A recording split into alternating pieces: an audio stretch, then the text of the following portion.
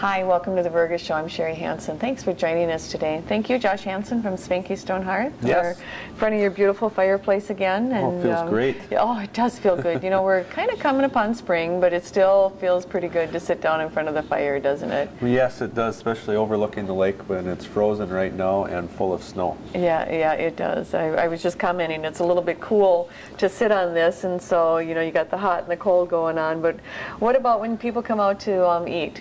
Tell us about your fireplace opportunities. Oh, it's great. We have a fireplace in the lounge area, and we also have a fireplace in the dining room, Sherry.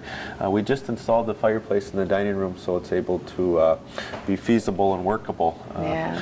For a long time there was a draft that had come down and we weren't able to use the fireplace in the dining room, and we remodeled it this fall and we've had great remarks on it, great compliments. It's always nice to come out to Spanky Hearth and just sit in front of the fireplace and enjoy your relaxing night away. It is, and when you talk about being able to sit at this place, then that's where the reservation idea comes into mind. People can call for, obviously there's only 2 fireplaces, so sure.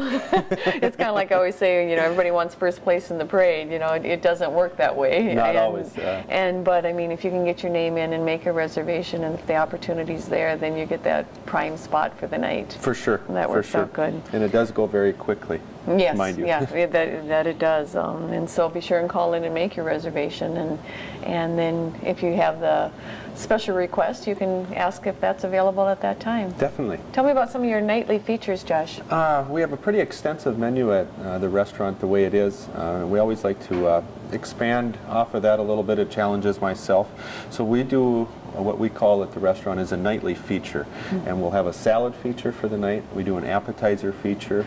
We'll usually do a wine feature, maybe a martini feature as well. Oh, okay. And the main entree feature and then a dessert feature. So it's kind of neat. A lot of people get used to the menu, and it gives a lot of the different folks a different reason to come out for an evening too, because they're not sure what might be on that menu. Right, and so there's a variety of something that they might not be able to get otherwise. Definitely. Okay. Definitely. What are some of your favorite things to feature? Oh, I don't use many recipes, so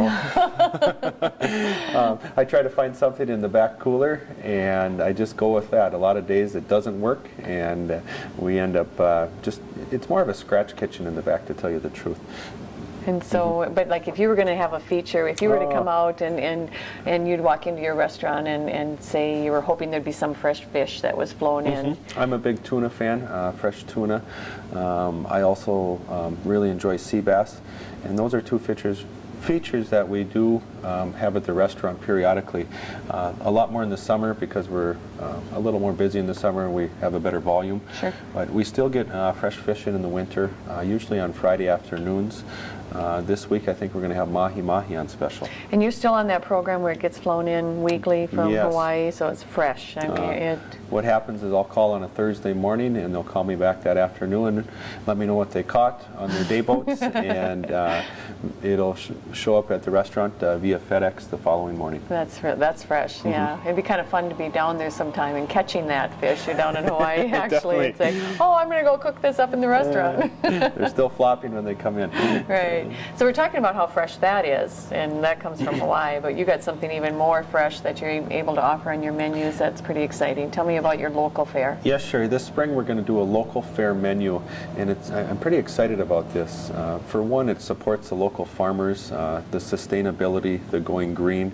Everybody's kind of into that mode right now, and we're going to exactly, and we're going to kind of piggyback off of what everybody else is, or I should say piggyback. We're kind of leading the forefront that way. You are. By offering some different fresh products, a lot of produce in the summer. We've paired up with Dallas Glen Farms over in Frazee, and he's able to get a head start on his greenhouse each summer because he has solar panels.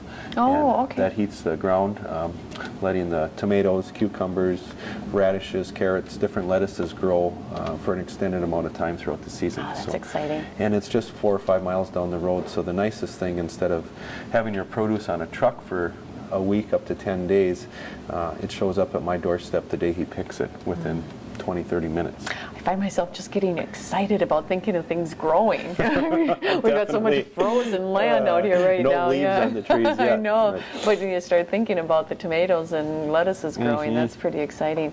Now, what about for your meats, Josh? We do a fresh chicken from Spring Prairie Farms, which is just north and west of Holly. Okay. And that's been well received. We're going to do a fresh, or not, I shouldn't say fresh, we're going to do a bison tenderloin for the summer as well. Oh, that's good. And the bison it's a bison tenderloin, and it comes from 3 or 4 different local bison farmers. Okay, and they say bison is really a very healthy meat to Very eat, much is that so. correct? Similar to beef, it just doesn't have quite as much of a fat content, a little leaner, and much healthier for you. Okay, now you're going to get out of the cold weather and head to sunny California. You're going to do a little bit of wine investigating, or what do you call it? You're going to get educated. Very much so. Where are you going, Josh? We're going to be heading to Sonoma County, which is right next to Napa County in California. Napa gets a little commercialized, so we like to get back and find some of the more exclusive vineyards that are a little more ma and pop type deal. And hopefully by the wine trip this year, we'll be able to gain a little more knowledge and bring that back to the local residents and get a few of the wines on the menu from these smaller operations out in California as well. It's always nice to go there in person and kind of see how, not only how it's run, but just taste the wines and see if it's something that's going to fit into your menu. Definitely. And then are you planning on a wine pairing from that area, or what's your wine pairing going to be?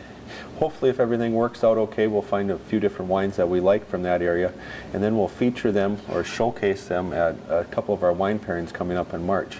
We're going to have one at the end of March, and then we're going to have another one at the end of April.